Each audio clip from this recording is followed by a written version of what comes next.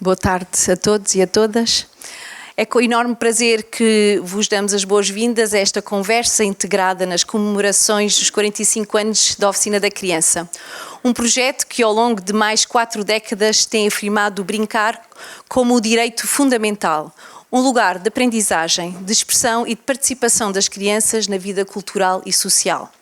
Reunimos-nos hoje para refletir sobre o tema As Crianças na Revolução, o direito de brincar. Uma mesa redonda que nos convida a revisitar o passado, a compreender o presente e a projetar o futuro das políticas, práticas e pensamentos em torno da infância na educação da cultura.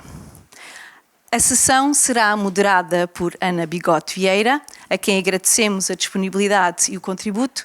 Contamos com a participação de Mário Moutinho, Luís Vasco, da Casa da Criança, Virgínia Frois, Terezinha Tavares, que são da Oficina da Criança, e Joana Bravo, investigadora em Educação Artística. Um conjunto de vozes que enriquecerá certamente este momento de partilha e de reflexão. Mais tarde, às 17 horas, teremos também a inauguração da exposição comemorativa Surpresa, evocativa aos 45 anos da Oficina da Criança, que poderá ser visitada no subpalco do Cineteatro. Saímos daqui todos juntos, convido-vos que façam esta peregrinação connosco e iniciaremos a inauguração reunidos. A todos e a todos desejamos uma excelente conferência, uma conversa feita de escuta, diálogo e de inspiração. Passo a palavra ao Sr. Presidente Carlos Pinto de Sá.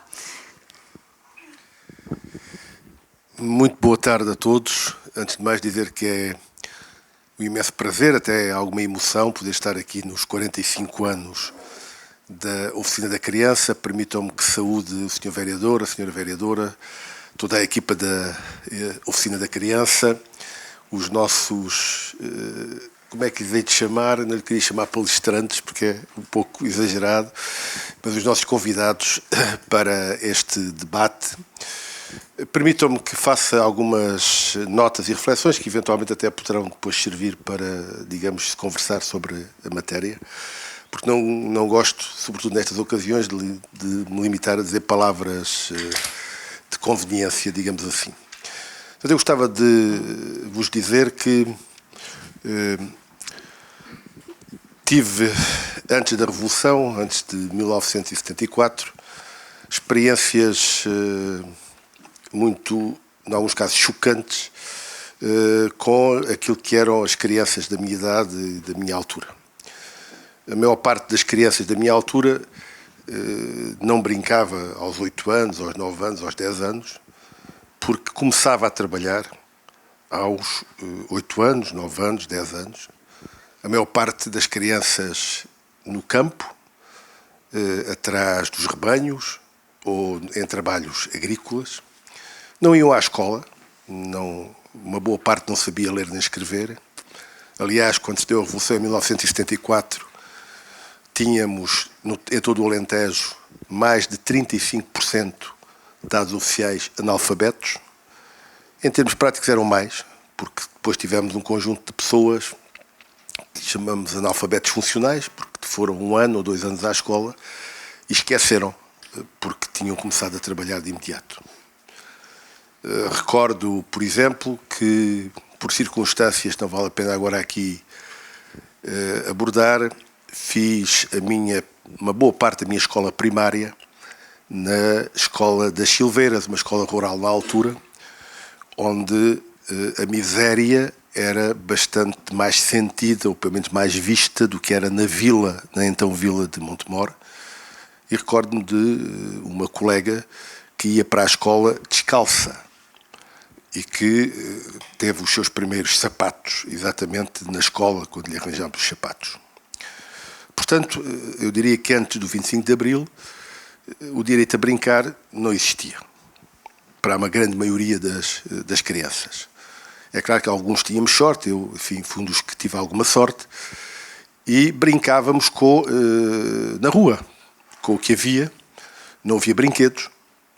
E recordo-me que havia alguns mais talentosos que, por vezes, nos construíam os brinquedos. Recordo-me de um amigo, também já desapareceu, o Orlando Tabaquinho, filho, que construía com um canivete brinquedos em madeira para nós brincarmos.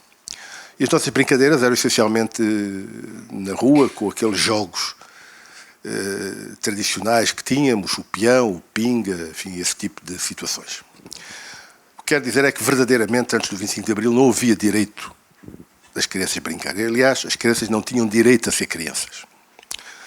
E, após o 25 de Abril, começou-se a construir, então, uma sociedade diferente, onde queríamos que as crianças tivessem um papel que lhes cabia, ou seja, os direitos que tinham.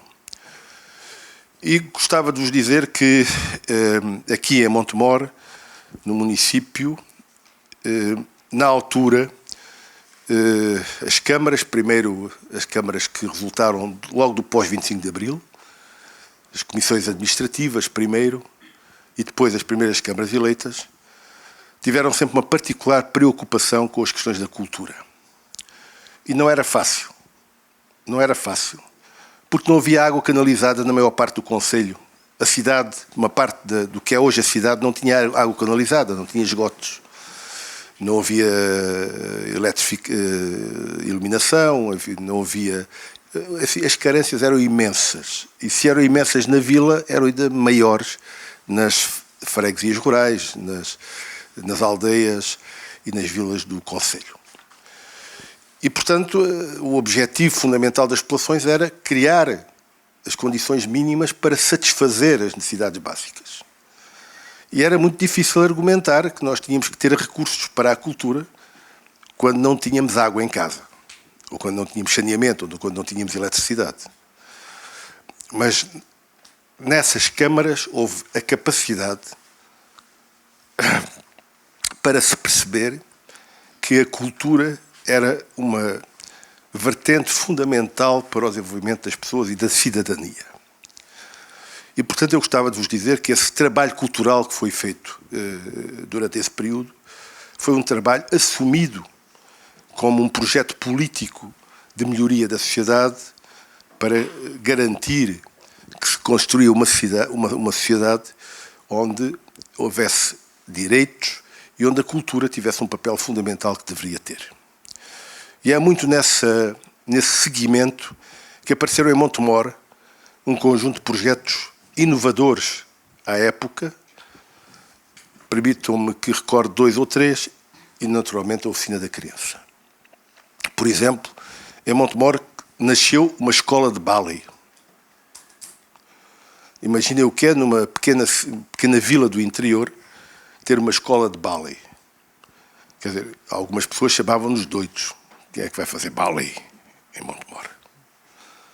Mas a escola de ballet aí está, e julgo, a Vitalina pode depois confirmar, que antecedeu a Oficina da Criança.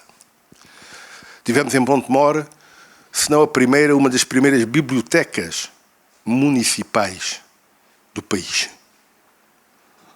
Não aquela biblioteca tradicional, fechada, em que só lá iam meia dúzia de pessoas, mas uma biblioteca aberta que se relacionou com as pessoas, que tinha atividade.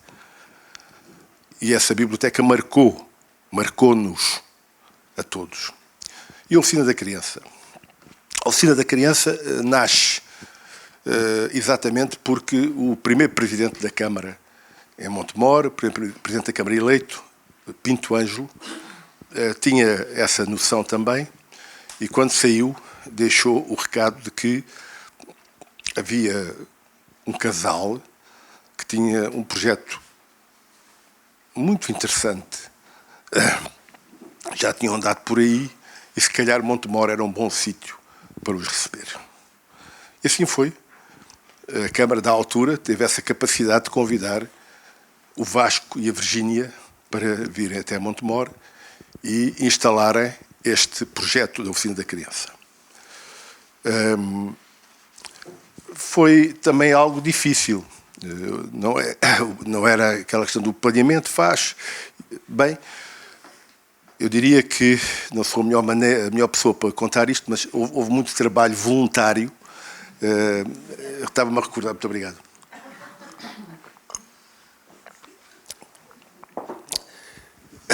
Porque havia aqui também, na altura, uma dinâmica e uma participação popular muito significativas.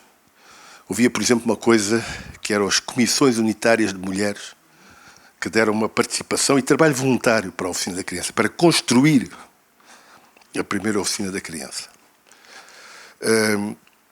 E, portanto, este projeto não surge por acaso, não surge do nada, não caiu do céu. Caiu porque havia gente com capacidade de olhar à frente, de ter projetos inovadores, de propor coisas novas, coisas melhores para a sociedade. E quero deixar aqui este reconhecimento à Virgínia e ao Vasco, naturalmente, mas também, digamos, à Câmara que tivesse a capacidade de fazer isso. E a primeira vereadora da Cultura foi exatamente a Vitalina, que está aqui, que acompanhou a abertura da Oficina da Criança. E, portanto, queria deixar-vos esta ideia de que este não foi um projeto isolado, um projeto que surgiu, enfim, por acaso. Não, surgiu integrado numa política municipal de valorização da cultura, de entender que a cultura tinha que ser uma vertente, um eixo do desenvolvimento de Montemor e tinha que se integrar com outras áreas e era tão importante como outras áreas. E a Oficina da Criança nasceu assim. E nasceu, sobretudo, com características muito próprias. Porque a Oficina da Criança não é um ATL, não é... Enfim, não é... É uma coisa diferente. Era e continua a ser uma coisa diferente. Não vou falar dessas características, há gente que muito melhor do que eu as poderá dizer, mas gostaria de salientar isto.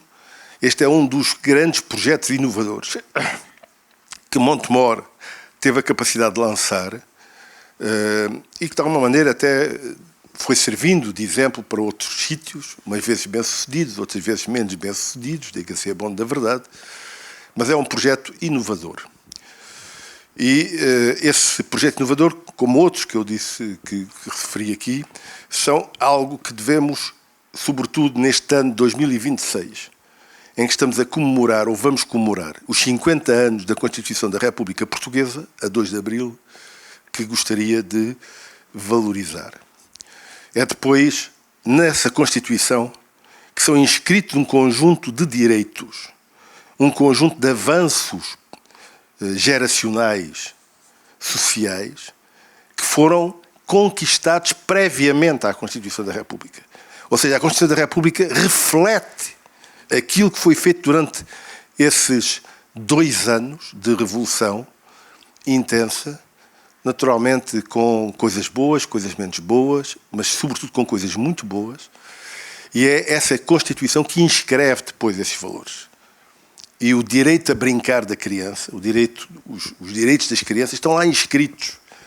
Muito, não apenas porque houve alguém, enfim, umas cabeças iluminadas que tinham essa capacidade para pôr isso na Constituição, mas porque foram criadas no dia-a-dia do trabalho, na luta de muitos milhares de pessoas, não apenas em Montemor, mas um pouco por todo o país, mas aqui no Sul em particular, com o objetivo de vir a criar, de facto, uma sociedade melhor. Era isto que eu vos queria, fundamentalmente, transmitir e dizer-vos, para terminar, porque já vou um pouco longo, que temos agora um desafios diferentes, que é como é que este projeto tão inovador olha agora ao futuro e enfrenta os desafios do futuro. Estamos confrontados com problemas muito complicados, com, digamos, a atomização do ser humano, com a procura de desligamento das áreas sociais do ser humano. Isto não acontece por acaso. Há quem ache que as novas tecnologias levaram a isto. Não são só as novas tecnologias que levaram a isto.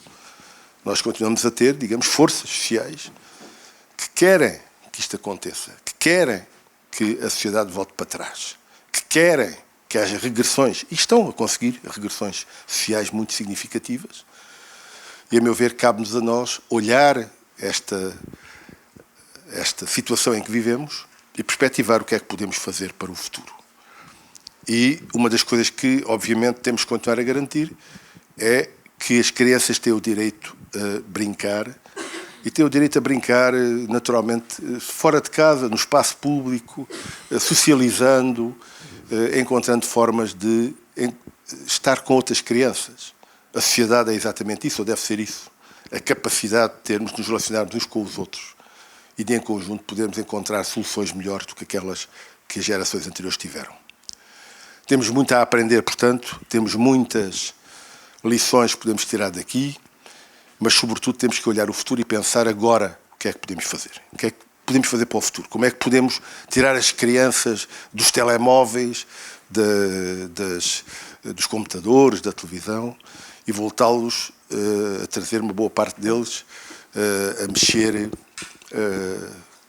digamos, com a realidade. Ou explicar aos pais como é que é bom que os miúdos possam sujar na lama, possam subir à árvore, possam fazer, enfim, porque isso é uma aprendizagem fundamental para o seu futuro. É aí que criamos defesas para o nosso futuro enquanto adultos. E, portanto, temos muitos desafios para aqui discutir. Vou ficar por aqui, dizer-vos apenas que da parte do município nós estamos profundamente empenhados em que este projeto possa continuar e ser cada vez mais inovador.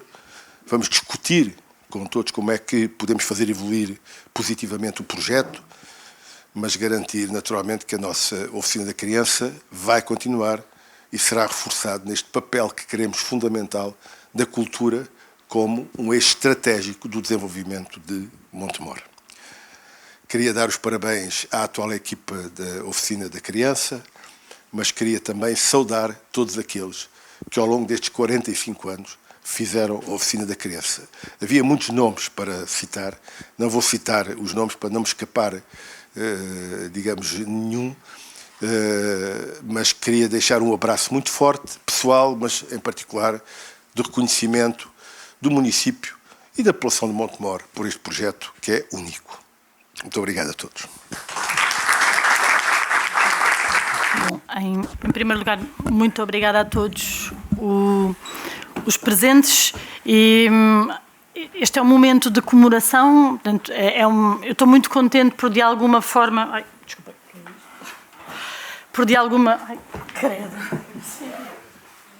Bom, é o momento em que estamos, mas estou mesmo muito contente por de alguma forma contribuir para a comemoração dos 45 anos da Oficina da Criança. É um lugar que eu acho que é mesmo especial, único no país, eu não conheço outro assim. E eu penso que às 5 da tarde, quando abrir a exposição, esse momento é mesmo dedicado à oficina. O meu interesse com este painel, que é de alguma maneira parte de um projeto maior, do que eu já falo a seguir, chamado Brincar. Pronto, o meu interesse com este painel era integrar a Oficina da Criança num conjunto, ao mesmo tempo que a singularizamos com a exposição dos 45 anos, integramos-la num horizonte de mudança e de continuidade de que a sua fundação fez parte e que, a meu ver, a oficina continua. Ou seja, a grande questão que, no fundo, de algum modo, eu acho que me interessa é a questão de que o 25 de Abril não acaba no 25 de Novembro. O 25 de Abril continua e continua no poder local, continua na aprendizagem, continua num conjunto de práticas concretas diárias que se fazem numa série de sítios, por uma série de gente e que chega de alguma maneira a nós. Vou-vos mostrar aqui. Muito resumidamente, eu não vou apresentar o projeto Brincar detalhadamente, eu tenho uma apresentação sobre isso, eu adoro falar sobre isso, mas não quero roubar muito tempo ao painel, mas eu trabalhei sobre a Fundação Carlos Gulbenkian tinha um serviço chamado ACART, que tinha um edifício que era o Centro de Arte Infantil, e que era um espaço um bocadinho à semelhança da Oficina da Criança, onde as crianças podiam entrar e sair, e que, com o apoio da Fundação Carlos Gulbenkian, acabou por apoiar uma série de ludotecas pelo país, inclusive a ludoteca de Montemor o Novo. Aliás, eu entrevistei na altura a diretora a Natália Pais, entrevistei em 2011 e ela conta isso e 2 vezes me fala do Montemoro Novo e me diz, vá a Montemoro Novo. Pronto, eu agora estive a ouvir novas as entrevistas. E nos arquivos do Centro de Arte Infantil da Gulbenkian há eles fazem uma exposição, um ano depois daquilo abrir, chamado Coisas que as crianças guardam nos seus bolsos.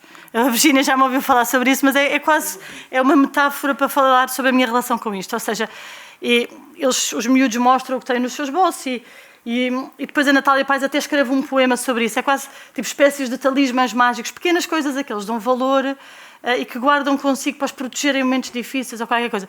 Para mim, estas histórias com a infância são quase uma coisa que eu tenho no meu bolso. Eu andei no Centro de Arte Infantil da Gulbenkian, fiz lá um curso em Montemor.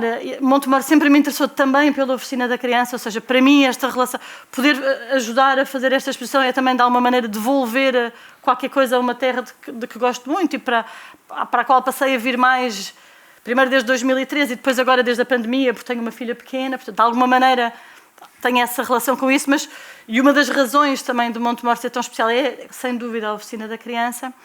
Mas, de algum modo, eu acho que para a minha geração, que é uma geração diferente da do Carlos, que acabou de nos dar o retrato do que eram as crianças antes, a minha geração, alguns de nós crescemos com estas experiências pedagógicas do pós-revolução. E em algum momento percebemos que elas já não são o que eram, ou seja, elas já não... Por exemplo, hoje o Mário Moutinho falou de que a RTP Porto depois já não investe nas coisas tipo os Amigos de Gaspar e os programas em que ele... Ou seja, há um momento em que a coisa vira. O Centro de Arte Infantil da Gulbenkian hoje é um restaurante. Não há nenhuma marca que aquilo tenha existido, nenhuma.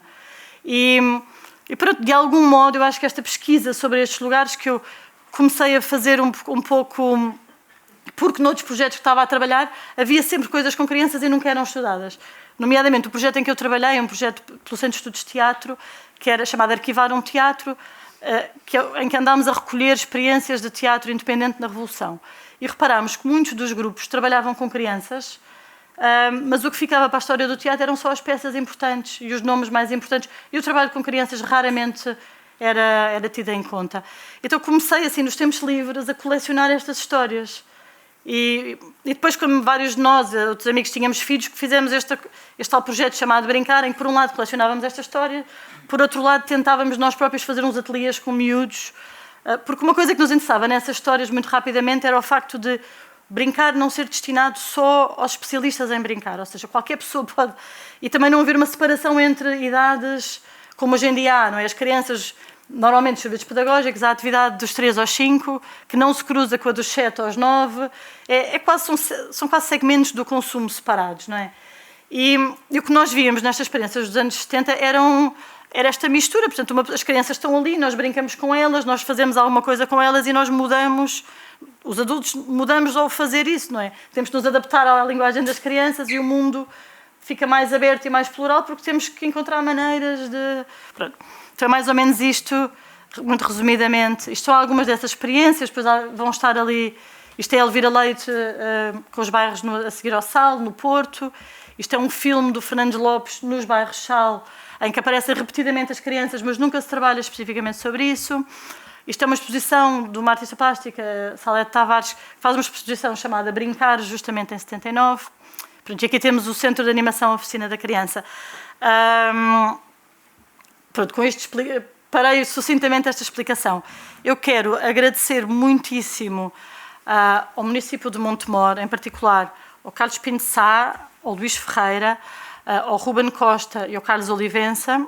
Quero também agradecer ao antigo, do anterior executivo, ao vereador do Pelouro da Cultura, Henrique Lopes, que desde o início também logo me apoiou. Evidentemente, à equipa toda da Oficina da Criança, incondicionalmente, que me deram apoio incondicional, acesso aos arquivos, ajudaram a fazer a exposição. Não vou nomear toda a gente agora, porque tenho medo de falhar algum nome e porque tenho os nomes todos na exposição. Depois também há a equipa do Brincar, que são um conjunto de amigos e de colegas que se empenharam todos muitíssimo nisto, e claro, agora aos colegas todos aqui da mesa. O que eu pensei hoje foi para... Não se trata de comparar experiências.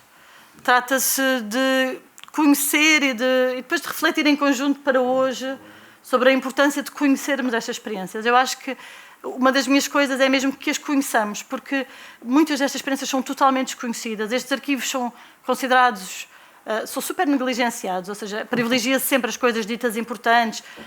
Já nem estou a dizer na diferença entre história política, história económica em primeiro lugar, história cultural dos grandes artistas, e tipo, as crianças vão mesmo para o ultimíssimo plano, mesmo a nível de financiamento, é super difícil financiar projetos sobre coisas que são consideradas tão menores, por assim dizer.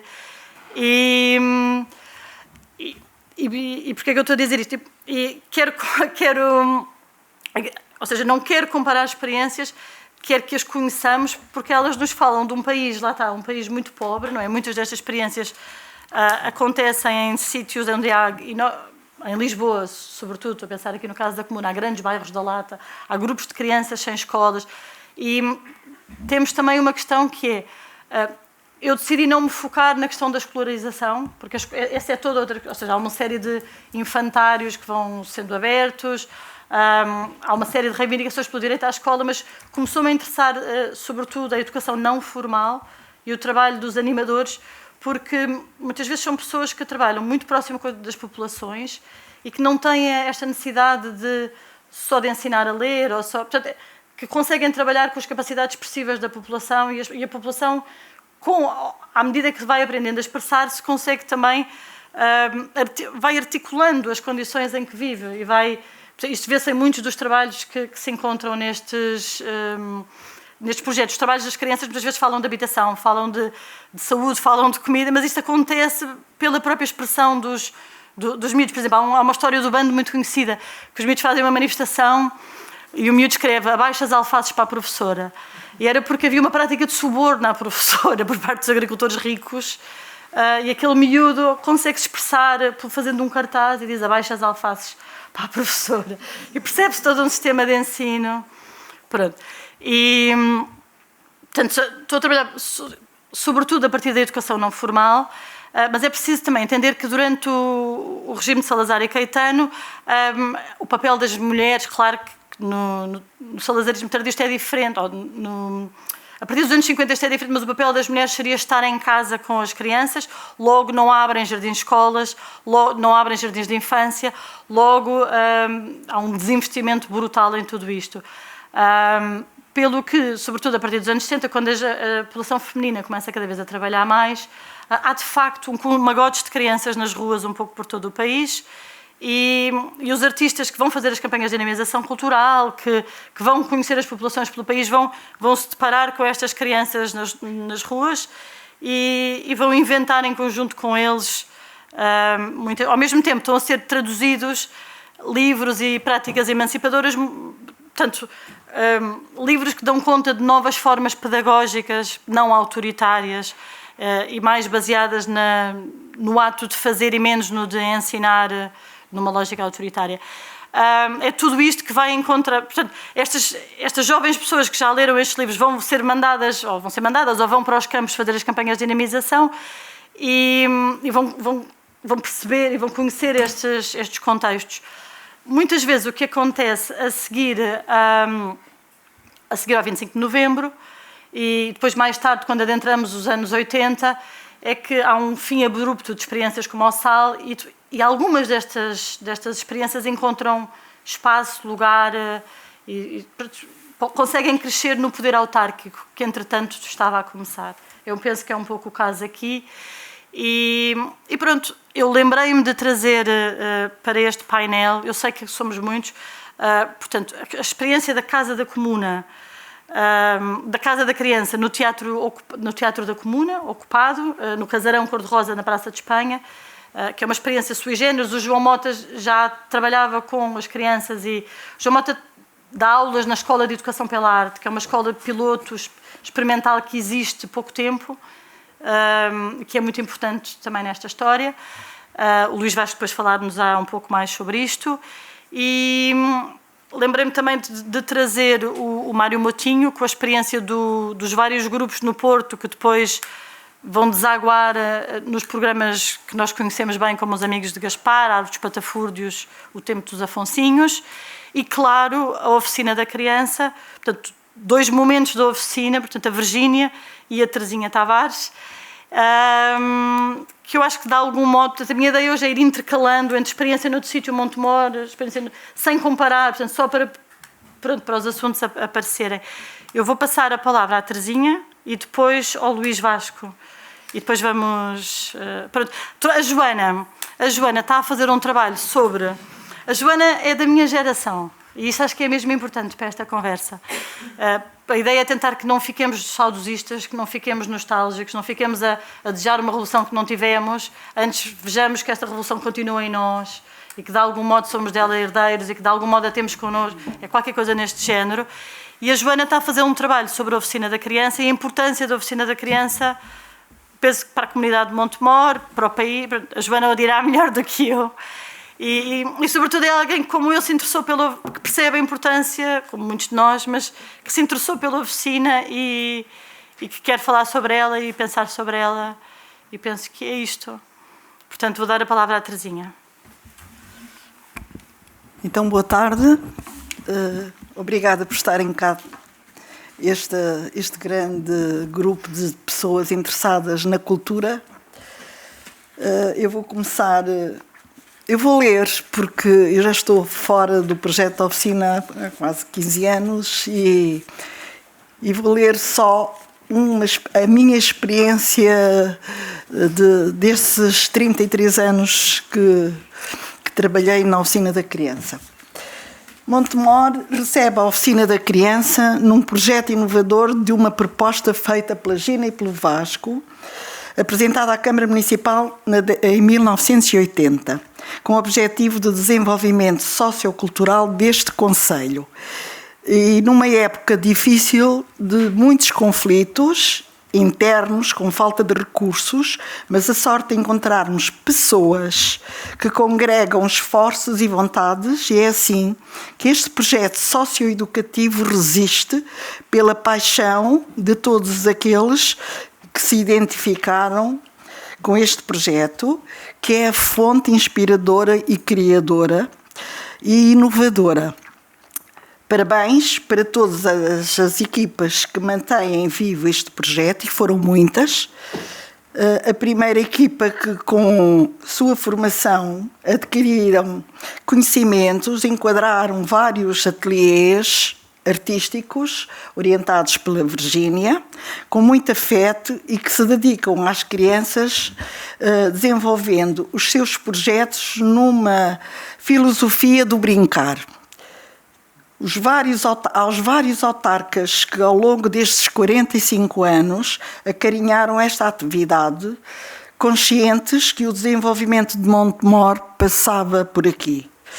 Inovar as nossas práticas pedagógicas, às amigas educadoras destacadas pelo Ministério da Educação e às estagiárias do Centro de Emprego, que em muitas ocasiões nos davam um apoio, uma vez que a equipe era só constituída por 5 pessoas. A oficina e as suas atividades de expressão plástica estenderam-se às escolas. Havia professores que começavam a receber informação que na oficina se faziam artes plásticas, que trabalhavam no barro, na pintura, nas colagens, na carpintaria, na costura, na tecelagem. E houve professoras que se interessaram, as professoras da Conde Ferreira, algumas, que se interessaram por estas atividades, uma vez que eram enriquecimento das suas práticas pedagógicas. E foi nesse contexto que, a partir de uma determinada altura, começam a vir as professoras mais abertas à inovação, porque houve algumas que também ficaram sem saber se iam ou se não iam, e acabaram depois por ir e aceitar o projeto, porque entrávamos nós na escola numa atitude de enriquecimento escolar e não de fazer competição. Então foram cerca de 12 escolas que a oficina, nesta década 80, abrangeu. Deixou, depois de haver tantas escolas no meio rural, o destacamento que nos foi dado pelo PIPS, está ali a Vitalina, que pertenceu a esse projeto, levava a expressão plástica às escolas do meio rural. A custódia levava uma caixa com tintas e com materiais no seu carro para levar a expressão plástica ao meio rural às crianças que estavam mais longe da sede do concelho e que não tinham tanto acesso à escola. Por outro lado, estas crianças das escolas começaram também a vir à oficina em projetos educativos, e foram cerca de 30 projetos educativos que nós desenvolvemos. O primeiro projeto, não me esqueço, pôs-nos a pensar, a Virgínia ainda o fez, foi o primeiro projeto que a oficina fez, local em que vives como é, como queres. E foi nesse projeto que envolvemos as escolas todas, e a participação das professoras foi exemplar. Portanto, para elas também vai um grande abraço pela forma como nos acarinharam nesta altura, uma vez que o projeto estava em implantação e muito imaturo, porque, no fundo, todas nós aprendemos o que era ser animadora socioeducativa. E todas nós aprendemos as técnicas da expressão plásticas para podermos estar no enquadramento com crianças. Todas nós aprendemos a lidar com crianças de uma forma carinhosa. E a equipe da Oficina da Criança, posso-vos dizer que durante estes anos acarinhou centenas de crianças que iam à oficina brincar. De porta aberta, recebia todas as crianças que queriam e que gostavam de estar connosco. Os tempos livres foram valorizados. Começaram a ter acesso aos materiais, começaram a ter acesso a uma ludoteca, começaram a encontrarem-se na oficina com os amigos, saíam da escola e corriam, iam sem os pais os levar. Eram elas, por vontade própria, que queriam ir para a oficina. Portanto, este projeto entrou nas nossas vidas. Todas nós que trabalhamos na oficina nos enriquecemos. Toda a gente que passou pela oficina, não foram só as crianças, foi as equipes e as várias pessoas que trabalharam connosco. E estou muito grata por ter chegado a Montemor, vinda de Angola, sem terra, e ter sido tão bem acolhido nesta cidade. Era vila, agora é cidade. Portanto, eu falei nas escolas e não falei nos jardins de infância, porque a partir de uma determinada altura também os jardins de infância queriam ir à Oficina da Criança com os mais novos.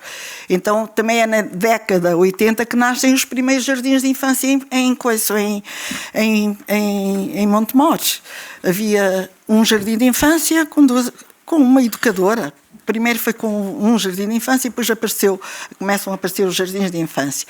E as crianças dos 3 aos 6 anos também iam à Oficina da Criança em sessões programadas. Portanto, isto tinha que ser tudo muito bem programado e muito bem executado, de forma a que as coisas pudessem ser realmente bem conduzidas. Eu apenas quero agradecer estes 45 anos, porque a oficina mudou do espaço, mas a alma continua cá. A alma do projeto inicial continua cá. E quero, portanto, mandar um abraço a todas as pessoas que comigo trabalharam e que estes 45 anos se repitam por longos anos, que as autarquias saibam o valor deste projeto, que continuem todos a trabalhar em prol das nossas crianças. Isso é muito importante, em tempos difíceis que estamos a atravessar. Para definir um bocadinho o que é o espaço da oficina, eu tive sempre uma amiga minha, que é filósofa, que gostava muito de vir a Montemor. Conhecemos-nos e ela ficou muito ligada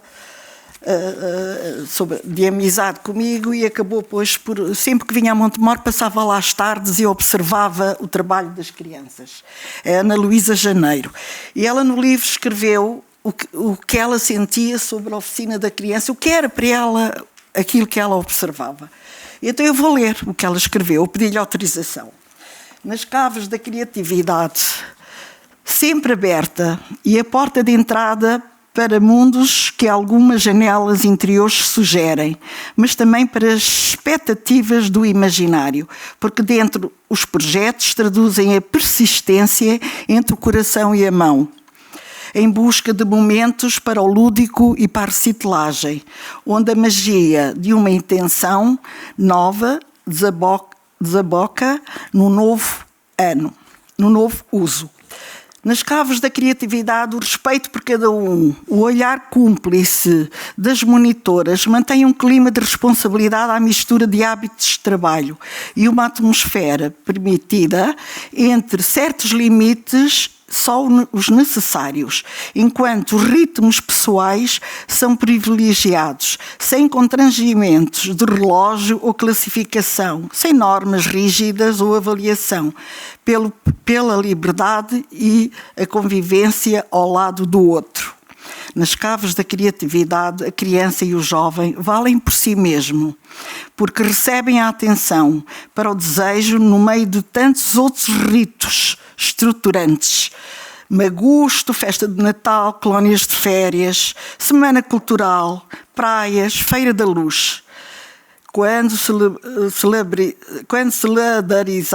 calendarizada os espaços e os tempos para saber e saber fazer, mas também por ocasião maiores de festividade da comunidade envolvente.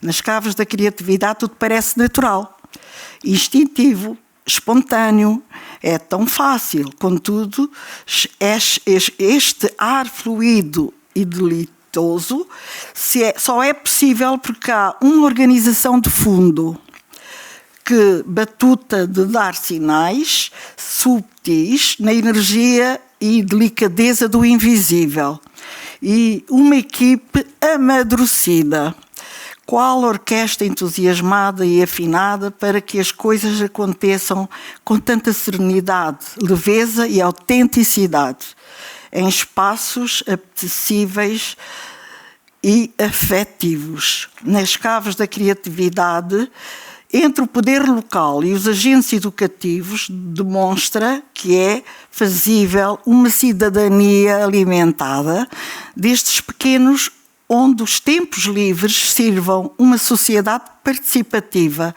aliando o conhecimento e os valores. O princípio da tolerância em torno de uma sensibilidade construtiva para o amanhã.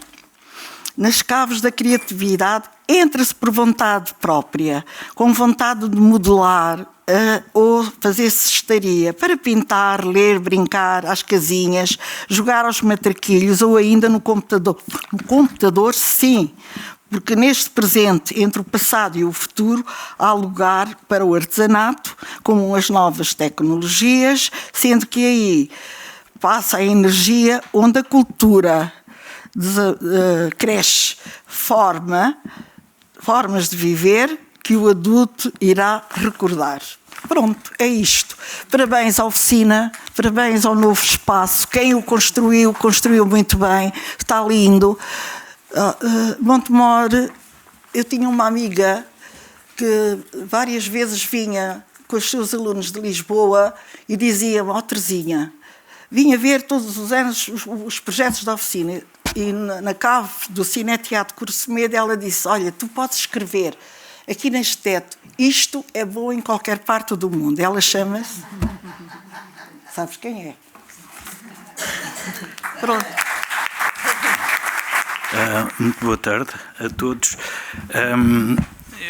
Eu tentei de todas as maneiras possíveis, depois da Ana me ter convidado, a não estar presente. Não consegui, como vocês estão a reparar, e queria-vos pedir desculpa por isso, porque eu acho que ficaria muito mal em não ter conhecido este edifício, esta casa e estas pessoas. Isto, de facto, é único. Além de ser único, tenho a certeza que é muito bom. E antes que me esqueça, queria-vos dizer desde já para não desistirem das crianças, porque é uma forma que vocês têm de desistir de vocês mesmos. Eu já estive aqui uma semana a trabalhar, porque embora esteja ligado ao Teatro da Comuna há 47 anos, vocês ainda não tinham nascido, mas eu já lá estava. Ela falava das gerações, a minha não está aqui. Eu sou velho e ainda bem, porque senão não tinha cá chegado. Mas também não faz mal, só para acertarmos contas, eu tenho 79 anos. Portanto, vivi. E divorciei-me deste país na altura em que o país se divorciou de mim, em 1970, e até 1978 não estive a viver em Portugal, e aproveitei esse tempo para tirar um curso de Psicologia e Pedagogia com crianças deficientes, e foi nesse sentido que eu tive aqui uma semana a trabalhar na Cerci, que tinha acabado de abrir, e onde toda a gente andava à nora sem saber para que lado se virar. E, enfim, com a minha experiência e o que eu pensava que já sabia, aqui estive. Vou-vos deixar aqui com 2 ou 3 notas, e não tem saudosismo absolutamente nenhum, mas é simplesmente para situar uma história que pode ser como é que um grupo de teatro vai parar a uma casa da criança, ou como é que uma casa da criança aparece num grupo de teatro. Em 1972, friso a data 72, há um grupo de atores em Lisboa, 8, que decidem fazer um grupo de teatro independente. Teatro independente na medida em que na altura havia um grande empresário de teatro em Portugal, que era o Vasco Morgado, que geria as companhias dele, havia os grupos de teatro que estavam no Parque Mayer, etc. E estes atores não queriam continuar a fazer o teatro que lhes era imposto e decidiram criar um grupo. É exatamente o contrário do que se está a passar hoje, quando eu ouço alguns atores ou artistas dizerem: eu fazia parte de um grupo, mas agora tenho o meu projeto a solo. O projeto a solo é a gente ser sozinhos com a nossa estupidez. A estupidez coletiva é mais interessante. Foi a que eu vivi em grupo, porque a estupidez de muitos é sempre melhor que a estupidez só de um. E estas pessoas ficam contentes porque têm um tablet, um computador, uma caixa com comida congelada, metem no micro-ondas, plim, e o mundo está ali. Não há confrontação, não há discussão. Quando se fazia um grupo de música, havia sempre porrada. Não era bullying, era porrada, sem ninguém se tocar, porque cada um tocava o seu instrumento, porque cada um queria tocar de uma maneira, mas ia-se chegar a uma música que tinha que ser tocada por todos, e bem, porque se não se tocasse bem, as coisas não funcionavam. Portanto, essa atitude aí é completamente diferente e eles criam este grupo. Eles participam num programa de rádio e põem à votação dos ouvintes desse programa 3 nomes possíveis para o grupo de teatro que eles vão criar, que era Bonecreiros, Comediantes ou Comuna. Não sei por que razão, ou talvez sim, é escolhida a palavra Comuna. Porquê é que eu vos vou falar nisto também? Porque hoje, e acontece não todos os dias, mas quase mensalmente, temos uma história naquele teatro que há alguém que chega de táxi e quando diz ao taxista: leve-me ao Teatro da Comuna, dizem-lhe: então vai ter com os comunistas, então agora também é do Partido Comunista. Isto é insultuoso para toda a gente, é insultuoso para a Comuna, para os comunistas, para o Partido Comunista, que é uma instituição em Portugal. Mas isto está-se a passar. E dou-vos conta de porquê deste nome e destas coisas ainda existirem. Não temos nada a ver diretamente com isto, tem a ver com outro assunto, esta questão da comuna, esta questão de comunidade. 1974, dia 1 de maio, a comuna está a trabalhar num edifício cedido por já agora estamos nestas palavras, pode-se dizer um fascista, que era culto, que era o Vinhas. O Vinhas cedeu um espaço para a comuna trabalhar durante uns anos e no fim do espetáculo um grupo de pessoas falou: há um edifício abandonado na Praça de Espanha há muitos anos, podíamos ocupá-lo e tentar legalizar, e vocês ficaram com o espaço, estão dispostos a isso. E é nessa noite do 1 de maio de 74 que há um grupo de espectadores com os atores que a comuna tinha na altura, que vão à Praça de Espanha ocupar o edifício onde estamos hoje, que tinha sido construído para o Colégio Alemão, posteriormente utilizado pela assistência social, como um refúgio-abrigo de mães solteiras. O edifício já estava abandonado e degradadíssimo há muito tempo. O edifício é propriedade da Câmara Municipal, nós pagamos a renda em espetáculos e, claro, que pagamos a água e a luz e outras coisas mais, para lá estarmos. Portanto, 1974, esta casa é ocupada. Passa-se um tempo. Este é o estado em que a casa estava quando para lá fomos, e vocês conseguem ler ali na parede que está escrito Comuna, Teatro de Pesquisa, Centro Cultural, Casa da Criança. E o que acontece aqui é simplesmente que a comuna vai ficar encostada ao bairro da Lata, o bairro da Liberdade, que é a Junta Campolide, que fica debaixo do viaduto e do aqueduto Duarte Pacheco, e essas barracas, entretanto, foram abaixo, mas nesta altura ficámos ali encostados a este bairro de Lata. Viviam aqui crianças que eu vi anos depois, só com, não era uma t-shirt, era uma camisa de alças vestida, a única roupa, e passeavam por ali. Encontramos uma série de crianças que tinham desistido de ir à escola. O elas terem desistido de ir à escola não é grave, o que é grave é que a escola desistiu delas. E, infelizmente, essa situação passa-se hoje, ainda, em alguns sítios. A escola desistir das crianças. E, portanto, estas crianças não estavam em sítio nenhum. Andavam na rua, pura e simplesmente, e como a comuna assumiu socialmente toda uma participação política a partir do 25 de Abril, como seja a participação nas operações Nortada, organizada pelo MFA, de apresentação de peças de teatro em sítios onde nunca tinha havido teatro, e fazem várias campanhas culturais através do país. Este desígnio, esta forma de tentarmos pegar nestas crianças era o mais lógico possível. Este edifício está neste momento neste estado, é a mesma parede que vocês viram antes. Neste momento estamos integrados num jardim que foi feito na Praça de Espanha e que, de facto, melhora muito a situação, embora continuamos no mesmo sítio e que, precisamente, tendo escrito Comuna no telhado, ainda temos direito a essas coisas. Eu fiz uma pequena recolha de algumas fotografias que foram as únicas que eu encontrei. Como vocês sabem, há necessidades básicas, como foi aqui ainda há pouco referido, do problema da cultura em relação a ter água ou a ter esgotos.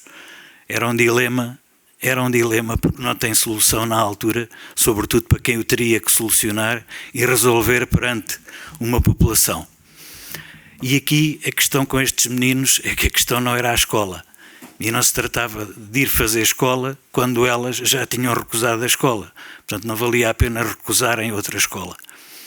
E o que é proposto é, a partir de uma ideia do João Mota, do Arquimedes e de uma série de pessoas, que é a educação pela arte, tentar que haja uma organização e uma estruturação destas crianças, umas com as outras e consigo mesmas, que as possa levar a realizar trabalhos, ideias e coisas. E também umas com as outras, que era uma coisa difícil. Contudo, havia aqui uma questão base. E a questão base é que estas crianças não tinham comida.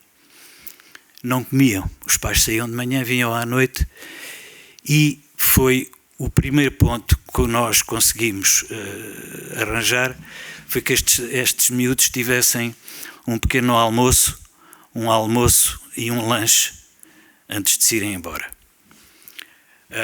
Vocês têm um bom ouvido no Alentejo, já perceberam que eu estou a cantar em falso, porque isto que eu vos contei até agora é história. Eu só vim para Portugal em 78, que é mais ou menos na altura em que nós apresentamos à Gulbenkian este projeto. Como vocês sabem, da melhor maneira, eu uso a palavra, a Gulbenkian foi um mielheiro deste país para atores, artistas e para projetos. E, portanto, é a Gulbenkian, através do projeto escrito que nós apresentamos, da educação pela arte, por um lado, e por outro lado, por um grupo pedagógico profissional em que eu me insiro ainda hoje, do movimento de escola moderna, que anda espalhado por aí, a Universidade de Évora, estes sítios ainda tem várias pessoas, que estabelecemos as linhas em que vamos trabalhar com estes miúdos e é dado esse apoio que vai permitir a alimentação por um lado e o trabalho por outro, através dos monitores que são os atores, há alguns atores da comuna que vão trabalhar com os miúdos.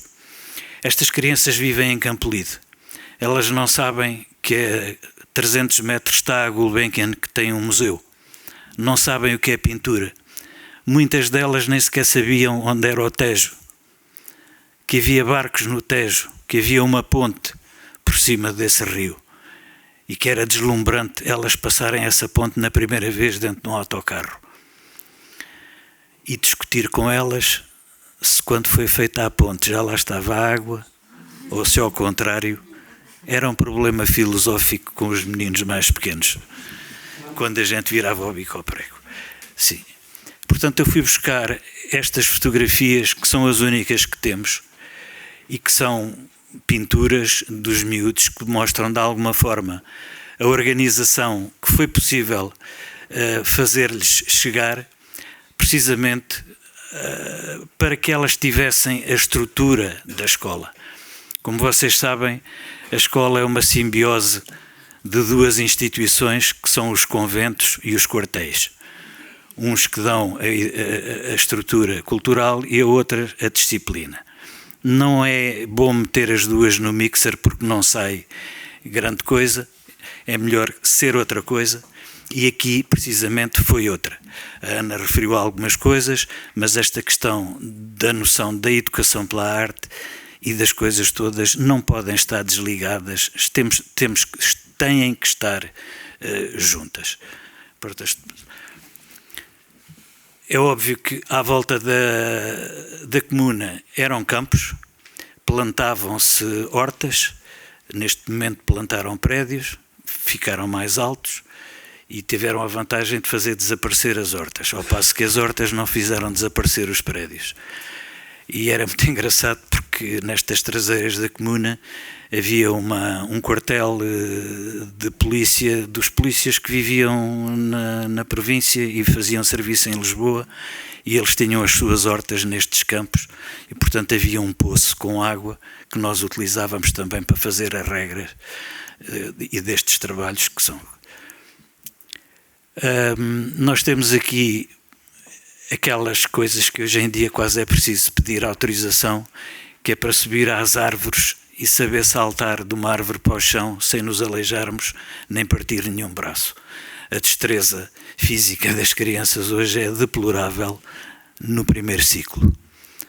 Os meninos não sabem atirar um peão, os meninos não sabem fazer pontaria com um berlinde, os meninos não sabem atirar uma malha para jogar à macaca e cair dentro de um quadrado e outras coisas mais. Lembrem-se que há um processo que decorre em tribunal neste momento de uma mãe que pôs a escola em tribunal porque a filha a jogar à apanhada caiu e partiu um braço.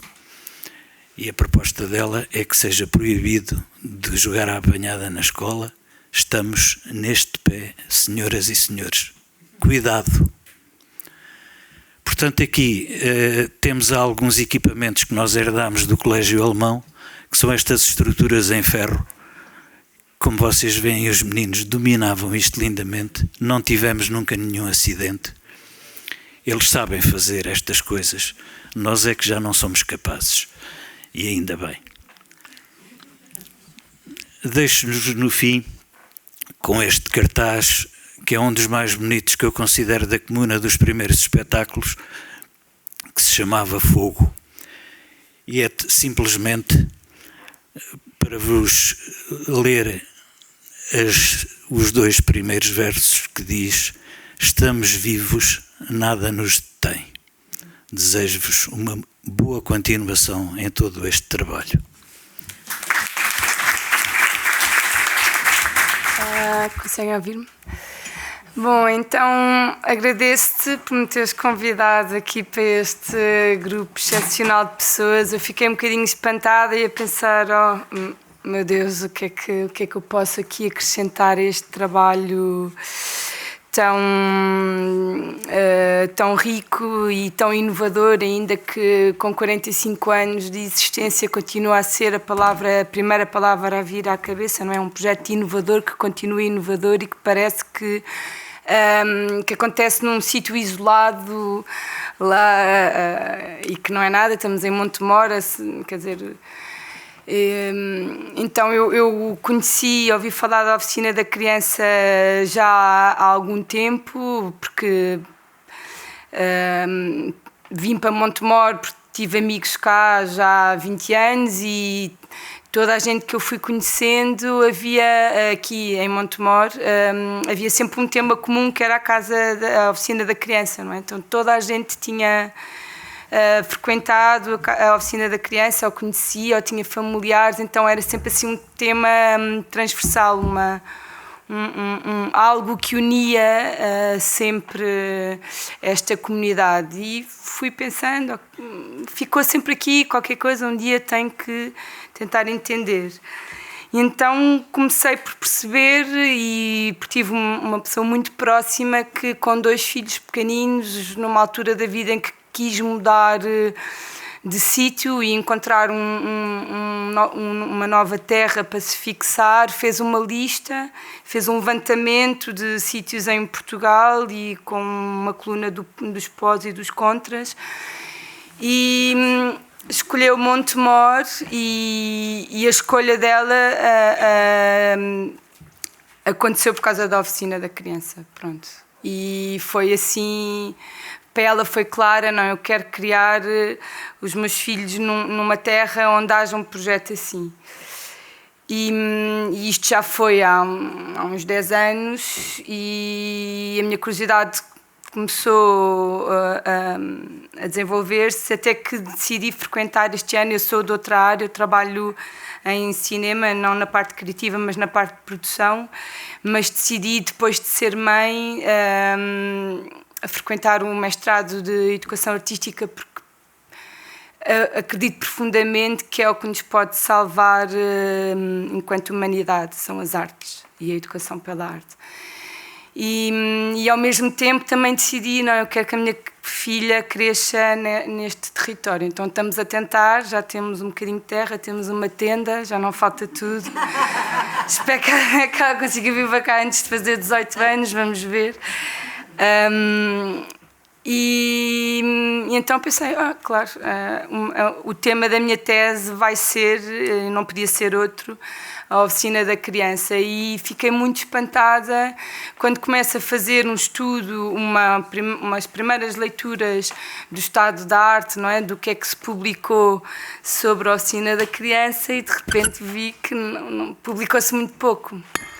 Houve muito académica, no meio académico ainda não tinha havido muita gente a dedicar-se a este projeto, e eu fiquei muito espantada.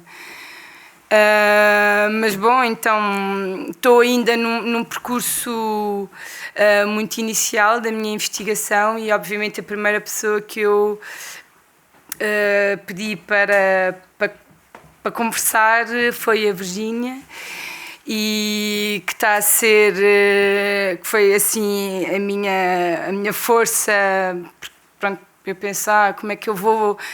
estar à altura de um projeto assim, não é? Eu que nem sequer sou da área e tenho, pronto, sempre em segurança, falava um bocadinho mais alto, então, mas conheci um bocadinho melhor a Virgínia e pensei, não, mesmo que o meu trabalho fique aquém deste projeto enorme, se calhar pode ser útil para novas investigações, e depois percebi que, entretanto, já há outras investigadoras a trabalhar e a começar a recolher dados sobre este projeto. Pronto. E o que é que me interessa, a mim? No fundo, é valorizar um projeto assim, como é que se valoriza? É tentar começar a organizar dados, a organizar testemunhos. Estou a fazer, ainda estou numa fase muito inicial, mas estou a fazer algumas entrevistas. Fiz duas, fiz uma entrevista à Susana Pires, que não está aqui, mas que frequentou as oficinas e que hoje em dia está na minha faculdade, é professora de tecelagem. E fiz outra entrevista a uma pessoa que a Virgínia me falou, que frequentou as oficinas da criança ainda em Santarém, portanto, antes de virem para Montemor, que é o José Quaresma, que atualmente é o diretor de gravura da Faculdade de Belas Artes. Pronto.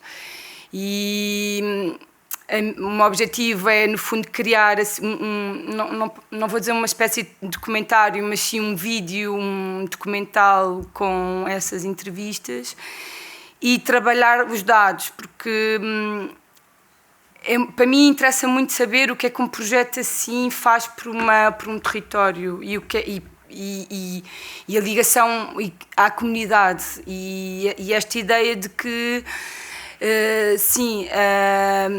este projeto fixa pessoas em Montemor e mesmo do ponto de vista, e aqui se calhar pego mais no meu trabalho em cinema, que tem que ver com financiamento também, que é o que o município que faz um investimento anual num projeto assim, qual é que é o retorno? Eu queria tentar quantificar, que é para dizer... Não, vale a pena financiar projetos assim, mesmo que parte do retorno não seja mensurável, não é? Porque estamos a falar de crianças que vão ser o nosso futuro, já o são, e isso imagino que será mais para as ciências, para a sociologia, pronto, tentar arranjar uma forma, mas é-nos intuitivo perceber que quando se investe e quando se capacita as crianças através da educação pela arte, ensino não formal, não é? Dar ferramentas de pensamento crítico, de cidadania, que o retorno não vai sequer ser equivalente, vai ser muito superior àquilo que um município gasta anualmente. Então, esse seria o meu objetivo, no mundo em que as artes estão a desaparecer dos programas e as horas que os currículos escolares dedicam a disciplinas artísticas a cada vez menor, e as ciências exatas, pronto, são a grande maioria de um dia de uma criança numa escola. O que me interessava era criar aqui um caminho de discussão e de pôr esta nova tendência um bocadinho em causa. Isto não é nada inovador, muita gente o faz, as artes fazem nos artistas através da literatura, teatro, cinema, mas pronto, era um bocadinho dentro do meu olhar, pegando neste projeto com estes 45 anos de existência, que há um bocadinho mais, contarmos com Santarém. Também me interessava, o meu trabalho vai começar em Santarém, mas é aqui que também está o grosso do trabalho. O que me interessa é sobretudo, questionar e resistir a esta nossa tendência, à tendência dos nossos tempos, não é? Que é afastar as artes e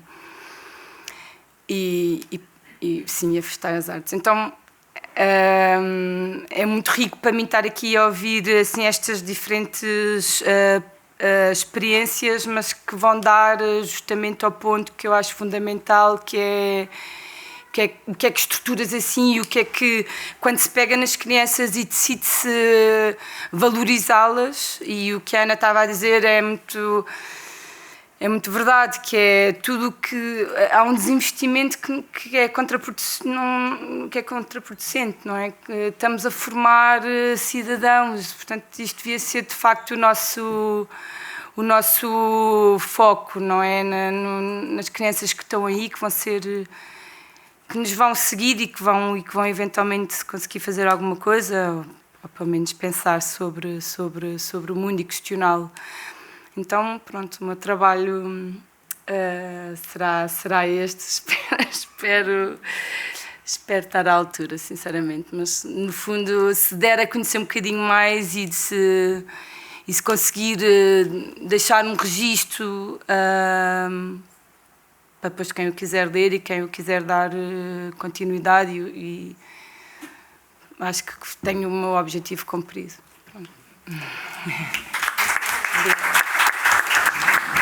Bem, agora tenho um problema terrível. Fui apresentado como contador de histórias, vocês estão à espera que eu conte histórias e eu não vinha preparado para contar histórias, mas pronto. Bom, antes de mais nada, deixem-me cumprimentar-vos a todos, felicitar as autoridades que aqui estão e a equipa deste magnífico projeto que me surpreendeu. Eu tenho a mania que conheço Portugal inteiro, que ando por aí informado, mas realmente este projeto é completamente inovador, está extremamente bem instalado e a equipa, a forma como me apresentaram o trabalho que se desenvolve é enriquecedor e, portanto, eu felicito-vos por isso muito sinceramente. E agradeço o convite, obviamente. Eu julgo que a Ana me convidou para estar aqui, provavelmente para contar uma ou duas histórias, mas eu tinha pensado em pontuar a minha conversa convosco em 4 pontos fundamentais que têm a ver com aquilo que se calhar fez com que a Ana, em primeiro lugar, tivesse a ideia de me convidar. Nós conhecemos-nos através de um trabalho que eu desenvolvi em Santarém e que tinha como antecedente um trabalho que publiquei sobre as companhias semiprofissionais que apareceram no Porto logo a seguir ao 25 de Abril. E que, de certo modo, se cruza com algumas coisas que nós trabalhamos aqui e que... foram praticamente 3 anos vem com algumas interrupções, 3 anos de investigação e depois a publicação, e agora tenho prometido um segundo volume, já leva 2 anos de atraso, a editora quase que me bate quando me vê, quando eu passo por lá ou quando vou lá cumprimentá-los. Bom, mas agora assuntos que me trazem aqui. Senão começo a contar histórias, é um problema. Logo a seguir ao 25 de Abril, na cidade do Porto, apareceram dezenas de grupos de teatro improvisados, de amadores, fazendo um teatro revolucionário, panfletário, muito interventivo, como é óbvio.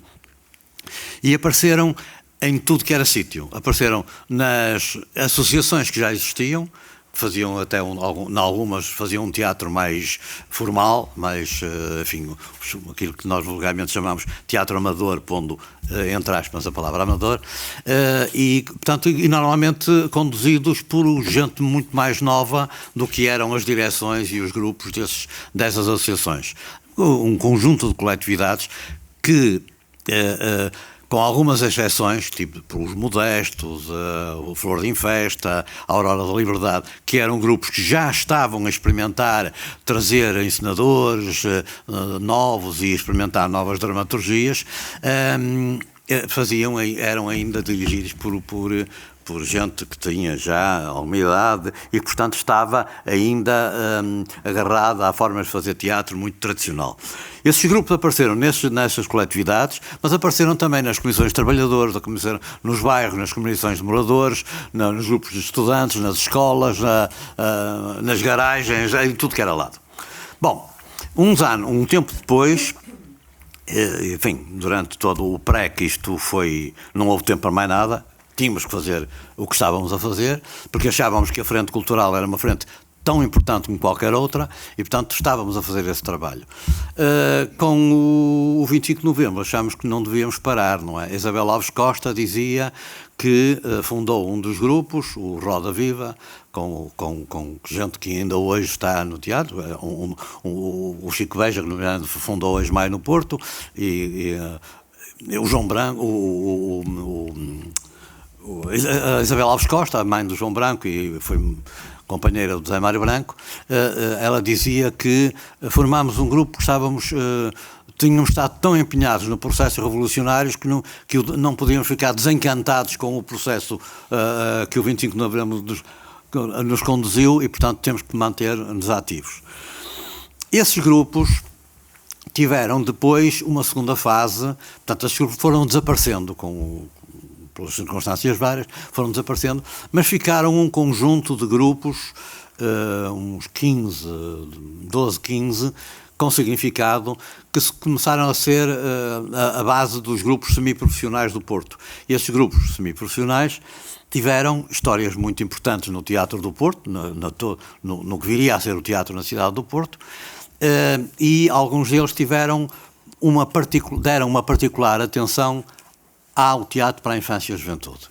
Porque perceberam também, por exemplo, dá-me 2 exemplos. Por exemplo, o TAI o TAI é um dos mais significativos grupos dessa altura, que viria uns anos mais tarde, dar origem ao Teatro de Marionetas do Porto, e há gente que fez os Amigos de Gaspar, por exemplo. TAI, Teatro Amador de Intervenção, e quando passou a se ver semiprofissional, manteve a sigla, tirou o amador e pôs animação. Teatro, animação e intervenção. A intervenção tentámos que ficasse. O TAI nasceu de um grupo cultural, da secção cultural de um grupo desportivo, o Paraíso Futebol Clube. Havia ali um conjunto de malta que gostava mais de atividades culturais do que de futebol, embora também fosse ao futebol, e alguns até jogavam nos grupos, mas fundou-se um grupo, tinha uma secção cultural, feita por uma malta mais interessante, e desse grupo nasce um grupo de teatro mais independente, mais arrojado, que acaba por se autonomizar do grupo desportivo e percebe imediatamente que não podemos ser só um grupo de teatro, e que transforma o TAI num grande estrutura de animação cultural. Uma das primeiras grandes estruturas de animação cultural da cidade do Porto foi a do TAI, num célebre casarão ocupado, na rua, ali junto à Praça da República, Rua João das Regras, 305, onde havia tudo. Havia teatro, havia cinema, havia sessões de cinema, havia teatro de marionetas, havia música, 2 grupos de música, um grupo de música para crianças, um grupo de música tradicional portuguesa, que foi o Roda Viva, por aí fora.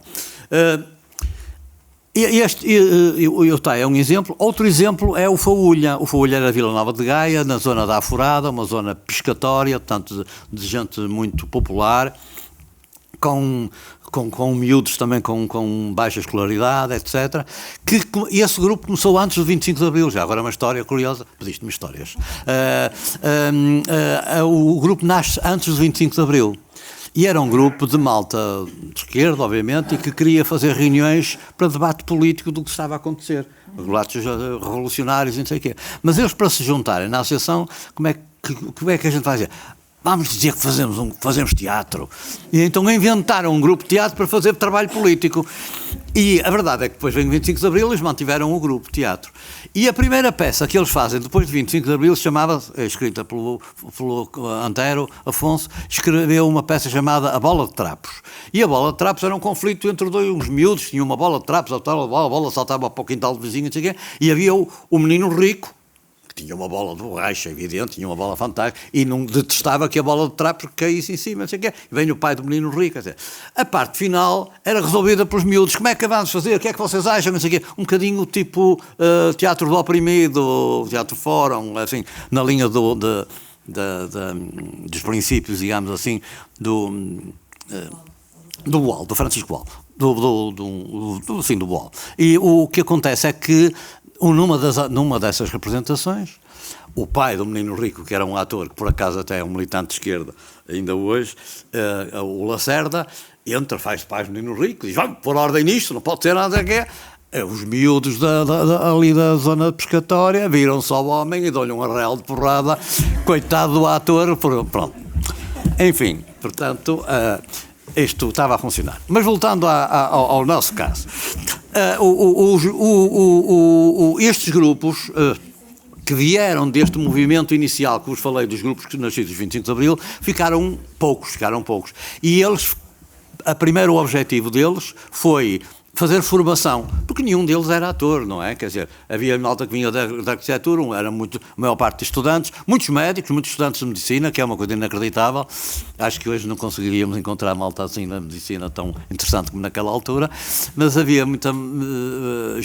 E depois, trabalhadores normais do comércio, da indústria, por aí fora. E essas pessoas estavam todas muito empenhadas em fazer um trabalho de valorização. Queremos representar, mas queremos aprender. Nomeadamente o Faúlha queria fazer peças de autores brasileiros e etc. Portanto, estavam muito interessados em se valorizar. Mas perceberam todos que o trabalho com as crianças era fundamental. E todos fizeram trabalho para a infância e juventude. Ao tentarem fazer teatro para a infância e juventude, porque traziam muitos miúdos, para detrás dos miúdos vinham os pais, e não só, para as peças, e faziam, quanto mais não fosse, os pais vinham ver a peça dos miúdos, e os miúdos diziam porque é que estavam a fazer aquela peça, e portanto isto era tudo muito dinâmico. E quando começaram a perceber que todos tínhamos de fazer a formação, apareceu nessa altura, ou foi criado nessa altura em Portugal, uma estrutura de que pouco se fala, mas que foi extraordinariamente significativa para a valorização do teatro para a infância e juventude que fez em Portugal. O CEPTIG, Centro Português de Teatro para a Infância e Juventude. Este Centro Português de Teatro para a Infância e Juventude fazia encontros anuais de debate sobre o que pode ser o teatro para a infância e juventude. E foi um debate tão profundo que todos estes grupos, e foram muitos grupos que participaram, já agora deixem-me dizer, este movimento foi liderado pelo João Brites, do Bando, pela Comuna também, através do João Mota, pelo João Luís do Pé de Vento no Porto, pelos grupos de Santarém, pelos grupos de Leiria e por outros grupos de Lisboa e do Porto. Principalmente, no Porto foram principalmente os grupos semiprofissionais, principalmente. E estes debates, havia um encontro anual de debate mais teórico e havia encontros anuais também de troca de ideias e de impressões entre cada um deles. E o Zé Caldas, o brasileiro Zé Caldas, que é muito importante a presença do Zé Caldas, porque o Zé Caldas trouxe para o teatro, para a infância e juventude em Portugal, aquilo que é característico do Brasil, a cor, a alegria, a imaginação. E todos os grupos abandonaram a designação teatro infantil e puseram teatro para a infância e juventude, considerando que já Stanislavski dizia, quando lhe perguntaram como é que se faz teatro para crianças, faz da mesma forma que se faz teatro para adultos, mas melhor. E, portanto, esta designação, porque a designação teatro infantil remetia para o teatro que se fazia na altura de 25 de Abril, antes de 25 de Abril, que eu fartei-me de ver quando ia ao teatro com meus pais, que era aquele teatro que explicava as peças assim. Oh, menino, então eu vou explicar outra vez, porque vocês são débeis mentais, não é? Não é, não, e não é nada, não é? E mais, o CEPTIG começou a fazer debates com animadores, com programadores, e com gente e professores também. E esses debates começámos a perceber que, por vezes, as pessoas ainda estavam um pouco receptivas a um teatro mais da imaginação, mais interessante. E começámos a propor, acho que até foi a ideia do Zé Caldas, que disse, vamos fazer os debates com crianças também. E então as pessoas, nomeadamente os professores, quando perguntavam, vocês fizeram aquilo, mas nem se percebe, não sei o quê, vocês estão a mania que são intelectuais, puseram aquilo e tal. E o Caldas, uma vez assim desesperado, assim, pergunta aí ao puto que está no teu lado, que ele sabe o que é que foi. E o miúdo disse, foi assim, assado, aquilo foi assim. Isto é, deu para perceber que o debate de teatro para a infância é também um debate com as próprias crianças, porque nos dão a nós que criámos e pensámos nos textos e pensámos no que é cada uma das personagens de cada uma das frases, e eles veem mais do que nós fizemos. veem mais coisas do que nós encontramos, do que nós fizemos. E isso é fantástico, essa descoberta, quando nós falámos com os miúdos, que foram ver uma peça feita por nós, e depois eles veem coisas que nós não sonhávamos que estavam lá, e efetivamente estão lá, é fantástico, é uma descoberta magnífica. Para terminar, outro aspecto tem a ver com o lado das marionetas. As marionetas foi também necessário, havia um homem no FAOS, que era isso.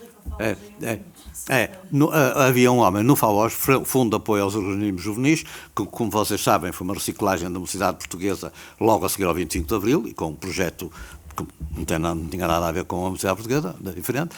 O FAOS teve um homem como técnico de marionetas, ou de fantoches, que se dizia na altura, que era o Francisco Esteves, o mestre Francisco Esteves.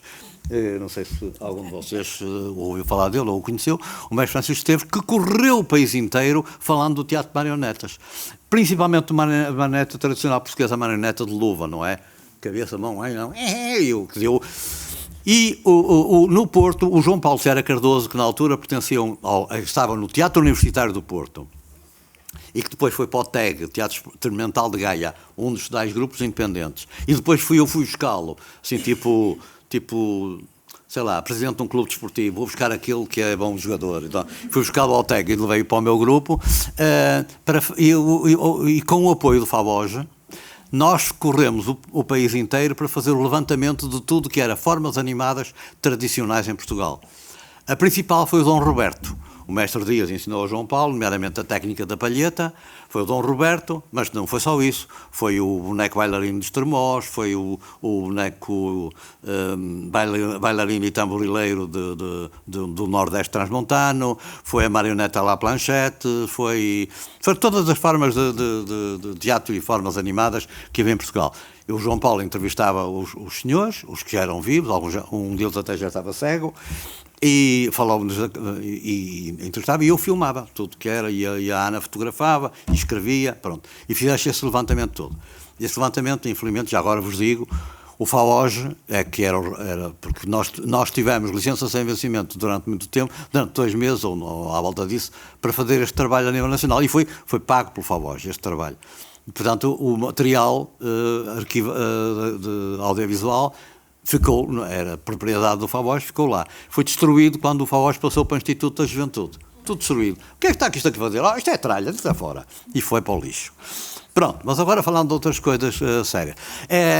O João Paulo Ceará Cardoso, depois de fazer este trabalho a nível nacional, procurou fazer um trabalho de marionetas de manipulação à boca. Portanto, a boca do boneco fala. Tipo marretas ou a Rua Sésamo, por exemplo. Há outras séries, mas a Rua Sésamo é mais conhecida. A Rua Sésamo ou os marretas. E foi fazer a Londres um curso com o Jim Henson, que é o criador do Muppet Show e por aí fora. E quando veio, começámos a fazer alguns trabalhos desse tipo.